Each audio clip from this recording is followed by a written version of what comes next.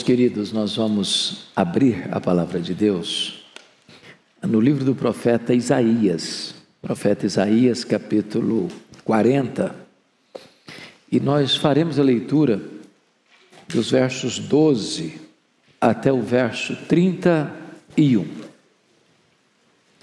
Profeta Isaías 40, versos 12 a 31.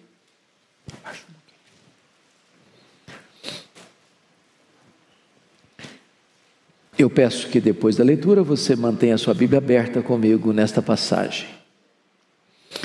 Peço só que você perceba um detalhe. O texto todo vai ser regido por perguntas retóricas. Nas próprias perguntas a resposta já está embutida.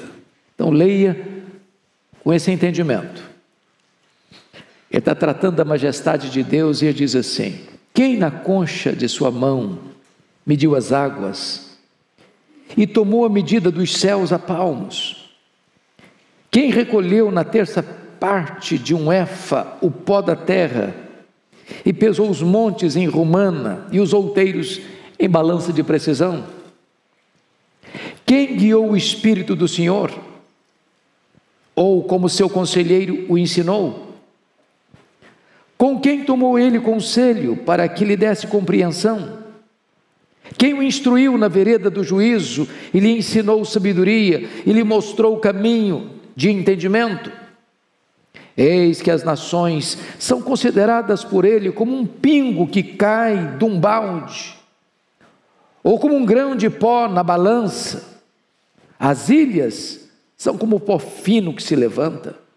Nem todo o Líbano basta para queimar, nem os seus animais para um holocausto. Todas as nações são perante ele como coisa que não é nada. Ele as considera menos do que nada, como um vácuo. Com quem comparareis a Deus? Ou que coisa semelhante confrontareis com ele? O artífice funde a imagem e o ourives cobre de ouro e cadeias de prata forja para ela. O sacerdote idólatra escolhe madeira que não se corrompe e busca um artífice perito para assentar uma imagem esculpida que não oscile. Acaso não sabeis? Porventura não ouvis? Não vos tem sido anunciado desde o princípio? Ou não atentastes para os fundamentos da terra? Ele é o que está assentado sobre a redondeza da terra, cujos moradores são como gafanhotos. É ele quem estende os céus como cortina e os desenrola como tenda para neles habitar. É ele quem reduz a nada os príncipes e torna em nulidade os juízes da terra. Mal foram plantados e semeados, mal se arraigou na terra o seu tronco, já se secam, quando um sopro passa por eles e uma tempestade os leva como palha. A quem, pois, me comparareis, para que eu lhe seja igual, diz o santo? Levantai ao alto os olhos e vede. Quem criou essas coisas? Aquele que faz sair o seu exército de estrelas, todas bem contadas, as quais ele chama pelo nome, por ser ele grande em força e forte em poder, nenhuma só vem a faltar. Por que dizes, pois, ó Jacó, e falas, ó Israel, o meu caminho está encoberto ao Senhor, e o meu direito passa despercebido ao meu Deus? Não sabes? Não ouviste? Que o eterno Deus, o Senhor, o Criador dos fins da terra, nem se cansa, nem se fatiga? Não se pode esquadrinhar o seu entendimento. Faz forte ao cansado e multiplica as forças ao que não tem nenhum vigor. Os jovens se cansam e se fatigam, e os moços de exaustos caem. Mas os que esperam no Senhor renovam as suas forças, sobem com asas como águias, correm e não se cansam, caminham e não se fatigam. Amém. Aleluia. Irmãos amados, eu gostaria hoje de pensar com vocês como nós poderemos ter a nossa força renovada, a nossa esperança revitalizada, a nossa alegria remoçada. O profeta Isaías ele está tratando aqui da majestade de Deus, da grandeza de Deus, da soberania de Deus. E eu não encontro nenhuma razão mais eloquente do que esta para termos uma igreja viva e uma igreja forte. A Bíblia diz que o povo que conhece a Deus é um povo forte e um povo ativo. A W. Tozer, que foi talvez um dos mais importantes escritores do século passado, ele diz que o maior problema da igreja, e ele está falando da igreja do século passado, e nós falamos da igreja de hoje, é que muitas vezes nós passamos a maior parte do tempo olhando para o nosso próprio umbigo, tomando o nosso próprio pulso. Se nós conhecermos a Deus, prosseguirmos em conhecer a Deus, isso é a própria essência da vida eterna. Foi Jesus quem disse: a vida eterna é esta, é conhecer a Deus e conhecer a Jesus Cristo, a quem tu enviaste. Mas quem é o nosso Deus? Quão grande é o nosso Deus? Quão poderoso é o nosso Deus? Quão digno de confiança é o nosso Deus? Quão digno de honra e glória é o nosso Deus? Pois bem, no texto que nós acabamos de ler, ele vai mostrar para nós a grandeza desse Deus. Primeiramente, notem comigo, em relação à própria criação que existe. Notem, por favor, o versículo 12, o que está escrito: quem na concha da sua mão mediu as águas e tomou a medida dos céus a palmos? Quem recolheu na terça parte de um éfa o pó da terra e pesou os montes em romana e os outeiros em balança de precisão? Ele está usando uma linguagem poética, mas ele está usando uma figura para nós incompreensível. Vejam vocês, mediu as águas na concha da sua mão? Se você pensar no Pacífico, no Atlântico, no Índico, no Mediterrâneo, nos mares, nos rios, pensa o que é isso? Tente esvaziar o Atlântico aí com um baldinho, veja quanto tempo você vai levar. É incompreensível para nós entender que ele tomou a medida dos céus a palmos.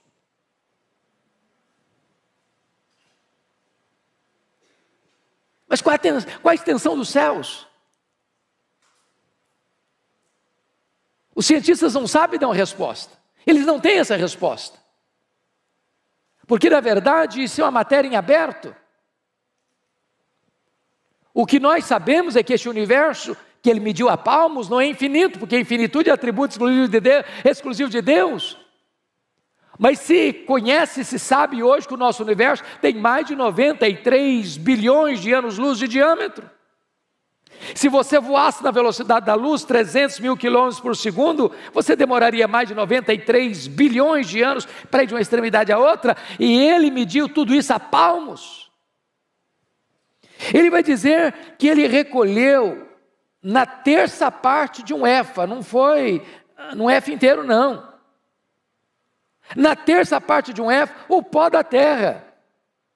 E pesou os montes em romana e os outeiros em balança de precisão. É incompreensível isso para nós. Mas o profeta está usando essa figura bela, poética, romântica até, para provar para nós uma coisa: o seu Deus é o Deus majestoso. Ele é maior que tudo quanto ele criou. Veja comigo o verso 26. Levantai ao alto os olhos e vede quem criou estas coisas. Aquele que faz sair o seu exército de estrelas, todas bem contadas, as quais ele chama pelo nome, por ser ele grande em força e forte em poder, nenhuma só delas vinha a faltar. É outra coisa espantosa. Porque os cientistas dizem que tem mais estrelas no firmamento que todos os grãos de areia de todas as praias e desertos do nosso planeta. Ele não apenas criou todas elas, ele batizou cada uma delas pelo nome. E porque ele é forte em força e grande em poder, quando as chama pelo nome, nenhuma só delas vem a faltar. Este é o seu Deus, majestoso, glorioso, absolutamente digno de honra, de glória e de louvor da sua igreja.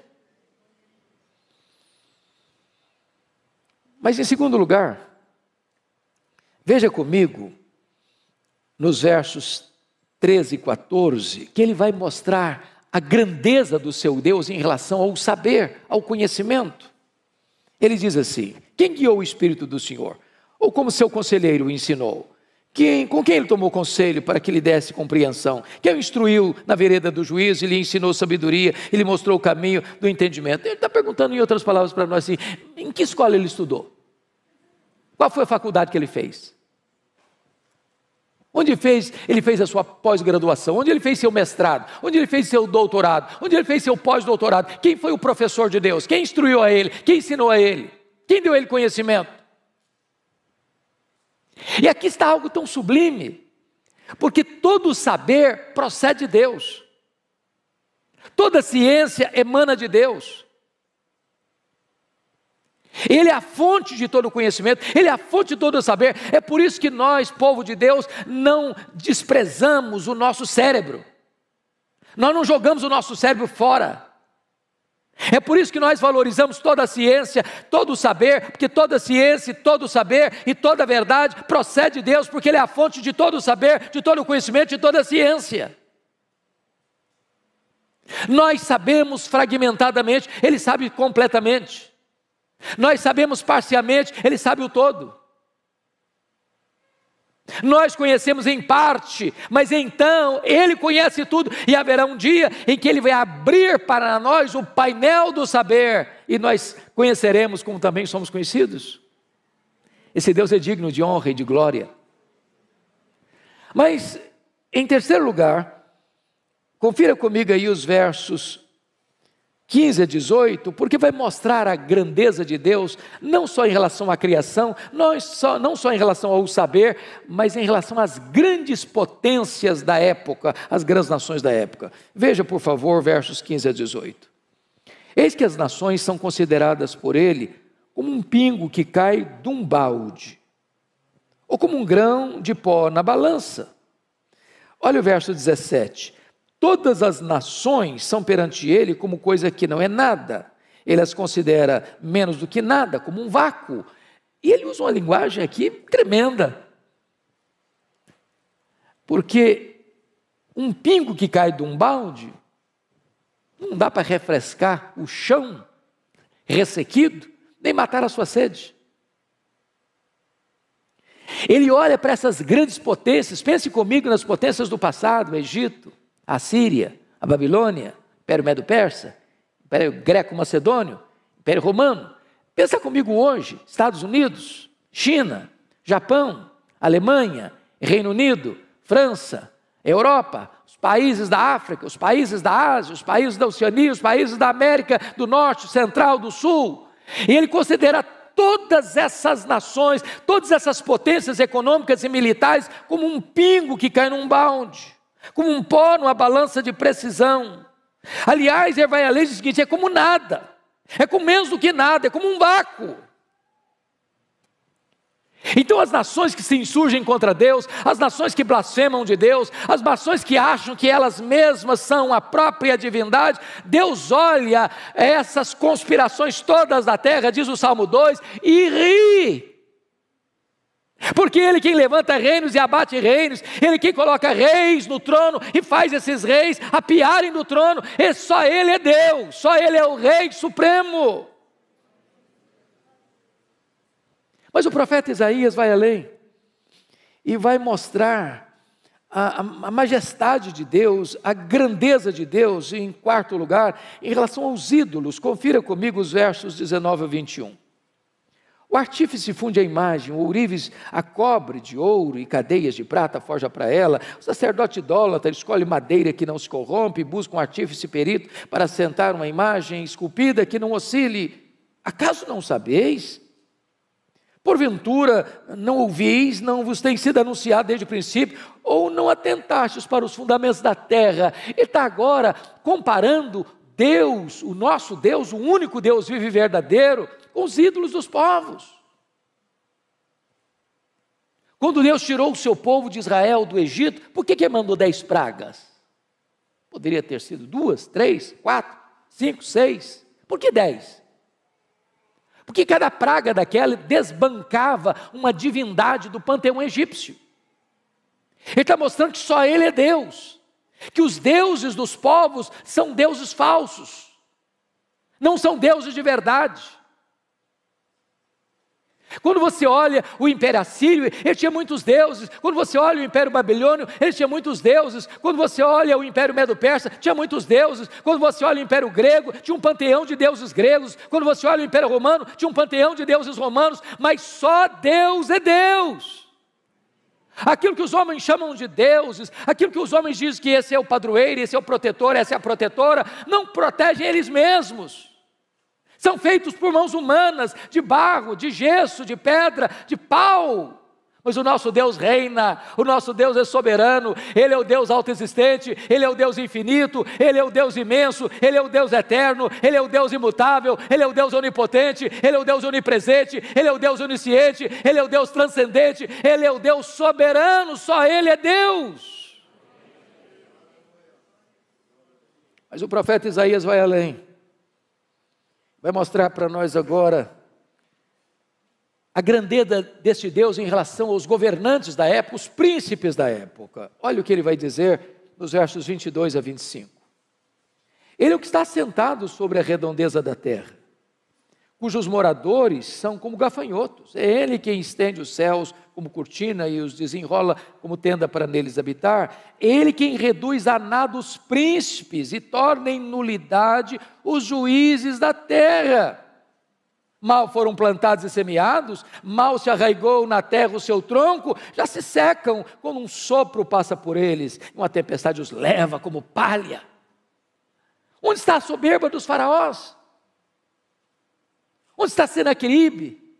Onde está Nabucodonosor? Onde está Ciro o Grande? Onde está Dario I? Onde está Alexandre o Magno? Onde estão os Césares de Roma? Onde está Júlio César? Onde está César Augusto? Onde está Tibério César? Onde está Calígula? Onde está Cláudio? Onde está Nero? Onde está Domiciano? Onde está Décio? Onde está Diocleciano? Onde estão os grandes imperadores? Onde estão os grandes reis? Eles sobem ao poder, eles descem ao poder, a flecha da morte os atinge lá nos seus palácios, mas o nosso Deus reina, o nosso Deus reina, o nosso Deus reina, só Ele é Deus. E agora, o profeta Isaías vai mostrar para nós as implicações disso. Porque se eu creio nesse Deus, que é soberano, que é majestoso, isso tem implicações. Tem implicações. Então vejam comigo como é que Isaías vai aplicar isso no verso 27. Por que, pois, dizes, ó Jacó, e falas, ó Israel, o meu caminho está encoberto ao Senhor, e o meu direito passa despercebido ao meu Deus. Aí você começa a perceber que as próprias queixas do povo tinha a ver com o fato, o povo não estava conhecendo o seu Deus. Aliás, lá no começo do livro, Isaías diz que o boi e o jumento conhecem o seu dono. Mas o povo de Israel não estava conhecendo o seu Deus. Se nós não conhecermos a Deus, irmãos, nós seremos um povo fraco, tímido, acovardado. Nos assustaremos com qualquer barulho produzido pelos homens. E aí o profeta pergunta assim: por que dizes, ó Jacó, e falas, ó Israel, o meu caminho está encoberto ao Senhor, o meu direito passa despercebido ao meu Deus? Nota que são duas queixas graves contra Deus. A primeira delas é que Deus não está notando o que está acontecendo. A segunda é que Deus é injusto. Porque se o meu caminho está encoberto ao Senhor, é porque não é onisciente, é porque não sabe, é porque não vê, é porque Ele é limitado. Agora, quando Ele diz aqui que o meu direito passa despercebido ao meu Deus, está dizendo, Deus é injusto, eu mereço e Deus não me dá. Eu estou passando por uma situação que eu não mereço passar. Eu mereço coisa melhor. Eu devia ter coisa melhor. E Deus não está me dando o que eu mereço.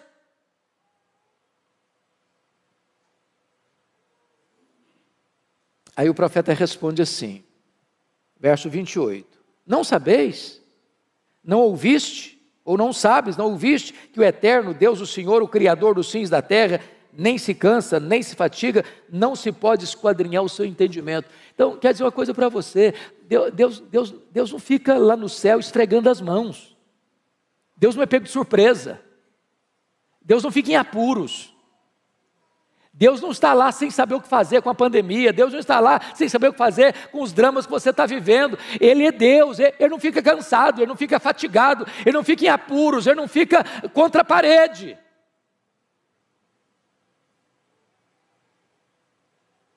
Mas notem uma coisa,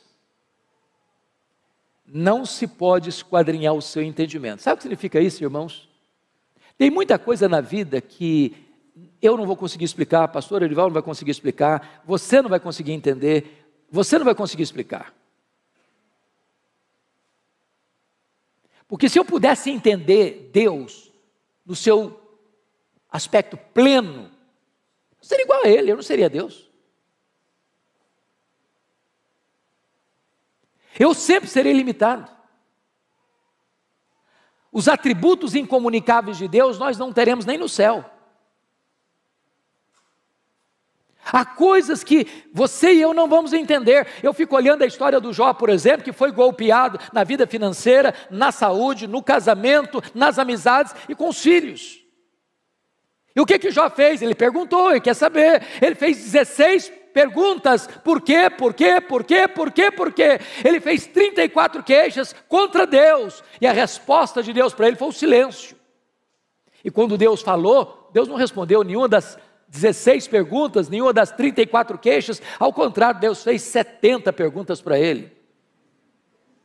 A Bíblia diz que Deus o restaurou, mas Deus não explicou. O que Deus promete para você é restauração, nem sempre explicação. Às vezes você diz assim, pastor, é verdade, eu vou chegar lá no céu com a minha listinha de perguntas, eu vou querer saber muita coisa. Não vai querer nada. Não vai querer nada, sabe por quê? O céu é autoexplicativo. Primeiro instante que você chegar no céu, todas as suas dúvidas terão sido dissipadas. Lá não tem interrogações, lá não tem perguntas, lá tem respostas. Lá nós conheceremos como somos conhecidos. A nossa leve e momentânea tribulação aqui produzirá para nós eterno peso de glória, acima de toda comparação. Mas aí ele prossegue no texto, confira comigo no verso 29, quando ele diz assim, esse Deus faz forte ao cansado e multiplica as forças ao que não tem nenhum vigor. Talvez você está hoje aqui, meu irmão, de tanque vazio. Talvez você está aqui andando na reserva. E eu quero dizer para você que Deus trouxe você aqui nesta noite para dar uma B12 na sua veia espiritual. Deus trouxe você aqui hoje para dizer o seguinte, olha meu irmão, você não precisa andar fraco e abatido não, você pode ser fortalecido, o Deus Todo-Poderoso é o seu Deus, é o seu Pai, e Ele está aqui hoje para fortalecer você, levantar você. Ele diz no verso 30, confira comigo, os jovens se cansam e se fatigam, e os moços exaustos caem. O que ele está dizendo? Hoje eu assisti o sermão do pastor Ival, das 8 horas, e ele deu uma pincelada nesse assunto aqui. Se você confiar, jovem, na sua força, o jovem tem vigor, ele é forte, ele enfrenta a luta e vai para frente, vai para cima, ele tem força, ele tem vigor. Mas isso é limitado, sabia? Tem muito jovem cansado. Tem muito jovem arquejado. Tem muito jovem fatigado. E é Deus. E só Deus pode multiplicar suas forças. Renovar seu ânimo. Dar esperança para você. Por isso o texto no verso 31 diz algo sublime. Mas os que esperam no Senhor, renova suas forças. Não é o forte na sua força, não é o sábio na sua sabedoria, não é o rico na sua riqueza, é os que esperam no Senhor. Não é o trabalho que você tem, não é a empresa que você dirige, não são os negócios que você tem, não é a tradição da sua família, não é os diplomas que você granjeou nos seus estudos acadêmicos, é os que esperam no Senhor.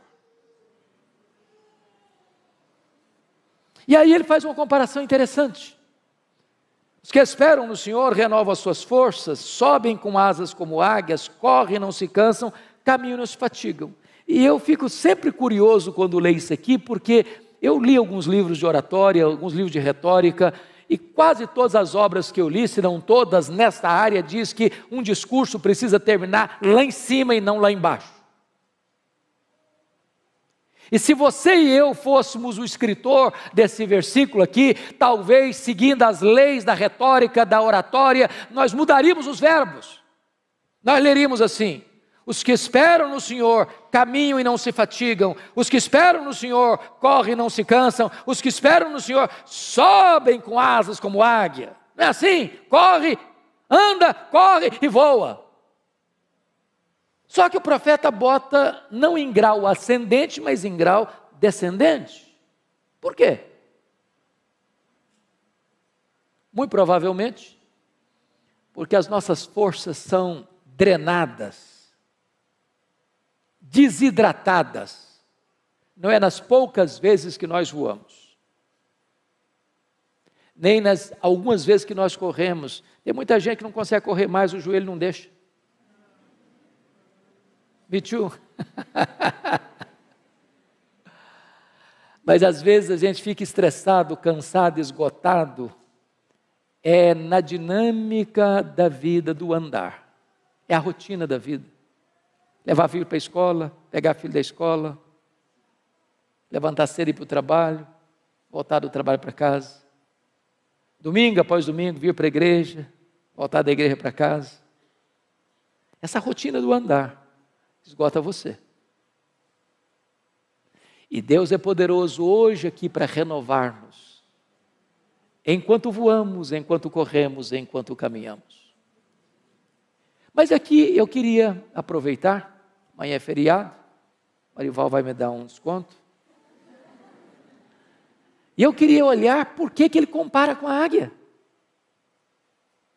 Os que esperam no Senhor renovam as suas forças como águia, sobem com asas como águia. Por que ele está usando a figura da águia? Por que ele está nos trazendo esse tipo da águia? Primeiro, porque no mundo inteiro, irmãos, a águia é símbolo de otimismo, de força, de garra. E eu queria falar para você que se você espera no Senhor, você precisa ter um otimismo indestrutível. Crente não pode ser desanimado, crente não pode ser pessimista, crente não pode ficar puxando para trás. Crente não pode ficar olhando a vida de óculos escuros. Nós somos como a águia. Há pouco tempo, quer dizer, não, pouco tempo relativo, alguns anos, entrou no meu gabinete uma mulher chorando muito. E quando ela acalmou, eu disse: filho, o que está acontecendo? Ela disse: pastor, eu estava saindo de casa para vir para cá, e a minha vizinha pulou do 10º andar do apartamento dela, do prédio dela, se esborrachou no asfalto. E eu perguntei: mas que conexão tem isso com a sua vinda aqui? Ela me disse: é porque eu estou querendo fazer a mesma coisa, mas não tenho coragem.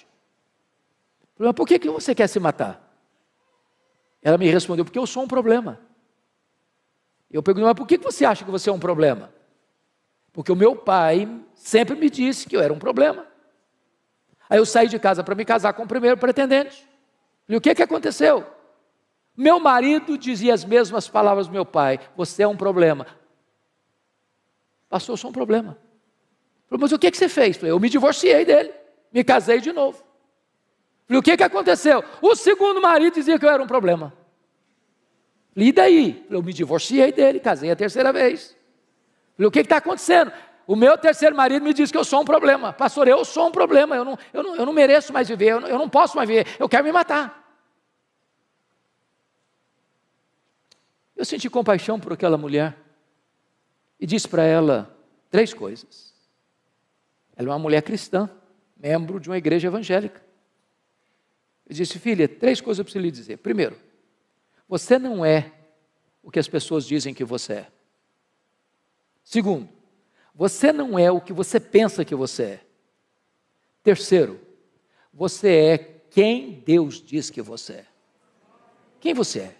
Você foi criada à imagem e semelhança de Deus. Você é amada por Deus. Deus amou você e deu o seu filho para morrer em seu lugar. Você é a menina dos olhos de Deus. Nunca olhe para você e despreze você, porque quando você despreza o projeto, você está desprezando o projetista. Valorize, porque você tem valor em Cristo. Em Cristo você é precioso, você é preciosa. Então lute pela sua vida, em vez de desistir dela.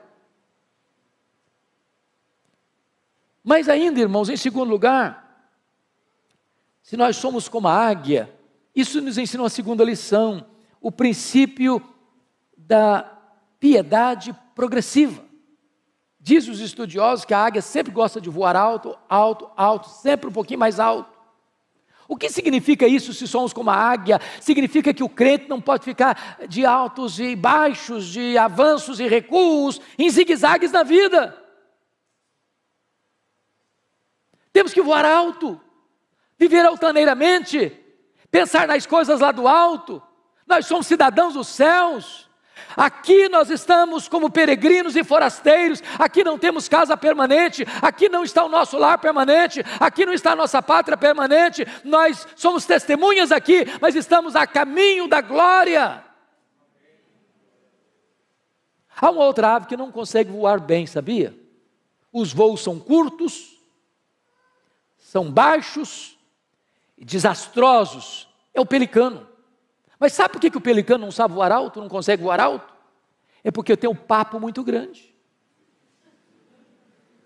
Sabe por que alguns crentes não conseguem voar alto? Tem um papo muito grande. Gente ensimesmada, gente narcisista, gente egoísta, gente que se sente um gigante quando não passa de um pigmeu.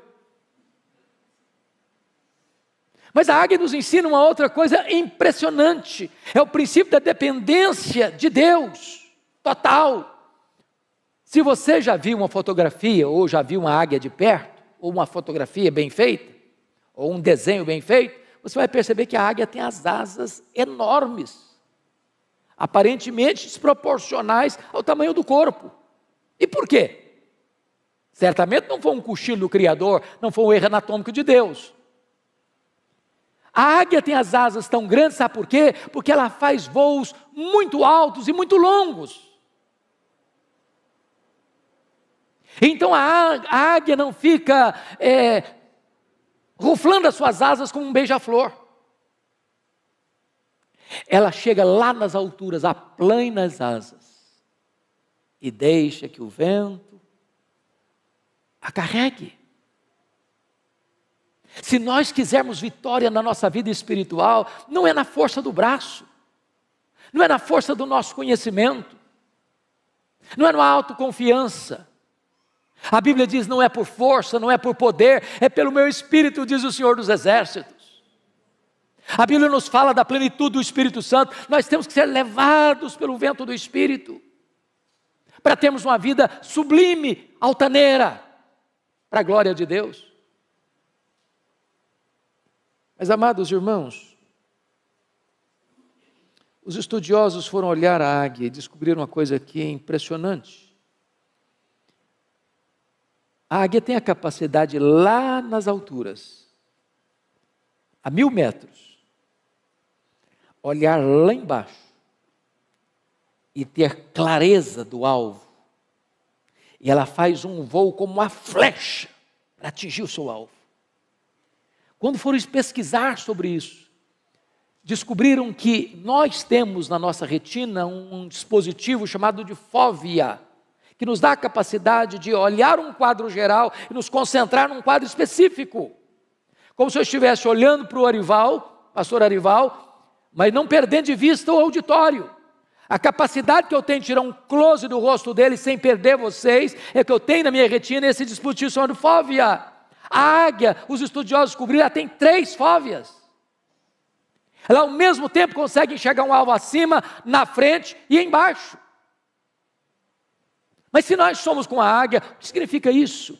Nós temos que ter visão para cima, para o alto, para Deus. Tem gente, irmãos, que é cientista, pós-doutorado em algumas áreas do saber humano e não enxerga um palmo acima da cabeça. Tem um mínimo de discernimento espiritual. Tem gente que se tornou crente, muita gente se tornou crente, ficou uma pessoa assim alienada.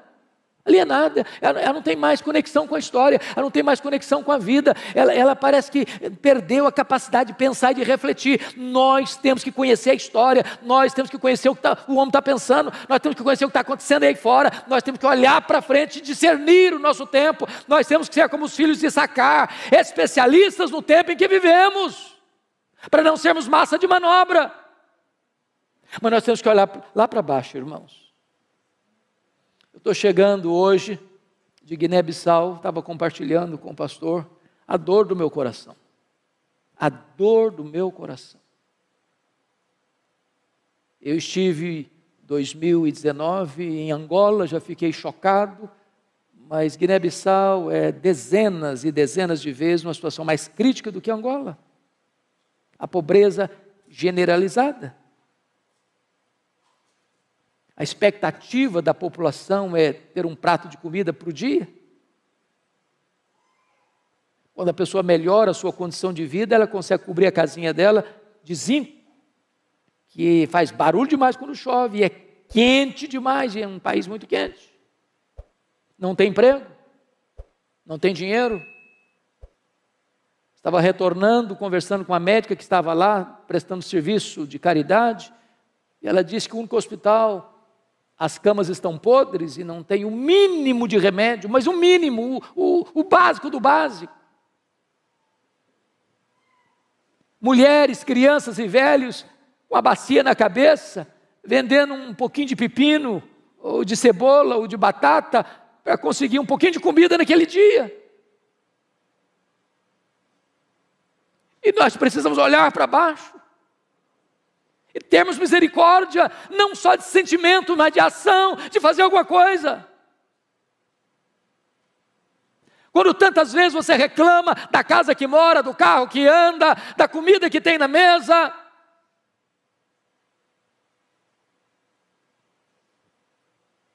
Mas ainda, irmãos, me permita 2 coisas para encerrar. Lá no Salmo 103, versículo 5, a Bíblia diz que Deus renova a nossa mocidade como a da águia. Isso é impressionante para mim. Porque se Deus renova a minha mocidade como Deus renova a mocidade da águia, eu tenho que saber como é que Deus renova a mocidade da águia. E a águia tem uma capacidade de superação incrível. Porque quando ela percebe que ela está com as suas penas enferrujadas, com o seu bico enferrujado, com as suas garras impotentes, ela faz algumas coisas interessantíssimas. Ela se isola, ela fecha a sua agenda, ela para a sua atividade, e ela vai lá para o alto de um penhasco e fica lá, sozinha. Tem hora, amado irmão, que nós precisamos dar uma parada, para saber por que eu estou fazendo o que eu estou fazendo. Não tem nada mais perigoso do que o ativismo, sem reflexão. Deus não nos chamou prioritariamente para fazer a sua obra, Deus nos chamou prioritariamente para andarmos com Deus da obra. Tem hora que é preciso fazer um retiro, não na direção de uma coletividade, mas da solidão, talvez da solidão do seu quarto. A águia, ela mesma tira as suas penas enferrujadas. Talvez é hora de você tirar algumas penas enferrujadas. O pastor já explicou dos pecados. Alguns hábitos, alguns vícios, algumas manias, algumas idiosincrasias. Que se grudaram, que viraram hábito, que viraram vício. Que é preciso tirar. Vai doer, vai sangrar, mas enfrente isso, se você quer ser restaurado por Deus. A águia amola o bico na pedra para tirar aquela ferrugem. Irmãos amados, se nós queremos restauração de Deus, nós precisamos afiar o bico, sabia? Tem muito crente entrando em brigas feias, nos bastidores da internet. Brigas horríveis, falam mal uns dos outros, criando contenda uns com os outros. Está na hora de parar com isso, não perder tempo com isso. Para ler um pouco mais a nossa Bíblia, orar um pouco mais, buscar mais a Deus, consagrar-nos mais, usar melhor o nosso tempo. A águia bate com as garras na pedra, para que aquelas garras frágeis caiam e possam surgir novas garras fortes. Nós precisamos de armas, não enferrujadas, mas poderosas em Deus, para destruir fortalezas e anular sofismas. Quando a águia termina todo esse processo, daqui a pouco ela vai se remoçando, as penas vão nascendo, o bico vai nascendo, as garras vão nascendo, e ela sai de lá completamente remoçada para dar início novamente às suas atividades. Mas eu quero concluir, porque está escrito lá em Jó, talvez você pudesse conferir comigo, Jó capítulo 39, e esse é um dos textos mais incríveis da Bíblia. Versículo 27 e 28, está escrito assim em Jó 39, 27 e 28. Ou é pelo teu mandado que se remonta a águia e faz alto o seu ninho? Habita no penhasco, onde faz a sua morada, sobre o cume do penhasco, em lugar seguro. Olha que lição, se nós somos como a águia. A águia coloca o ninho dos seus filhos no alto dos penhascos, longe dos predadores. Meus irmãos, se existe uma geração que tem predador de criança, é a nossa geração.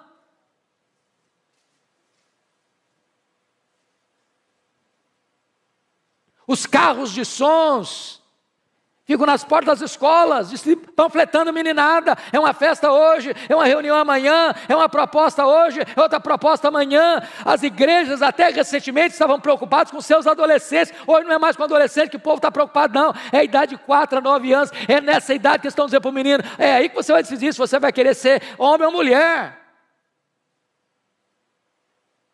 Estão querendo destruir a nossa geração de crianças. E nós, pais, precisamos colocar o ninho dos nossos filhos no lugar alto, longe dos predadores.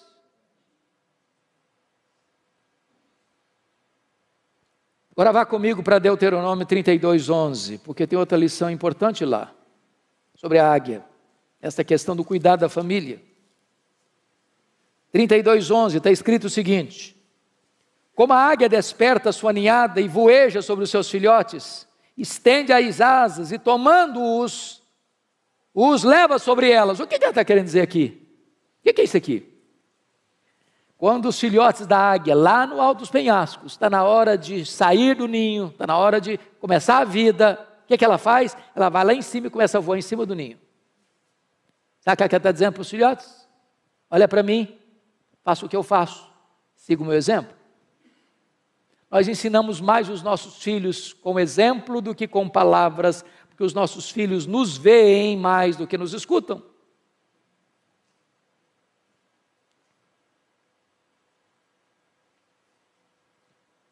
Mas talvez você pergunte, pastor, eu sou um pai exemplar, eu sou uma mãe exemplar e eu estou tendo problema em casa.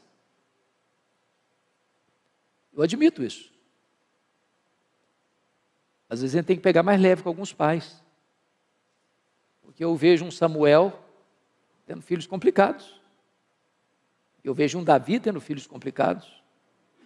Eu vejo um rei Ezequias tendo um filho muito complicado. Mas o que a águia faz quando os filhos não querem seguir o exemplo?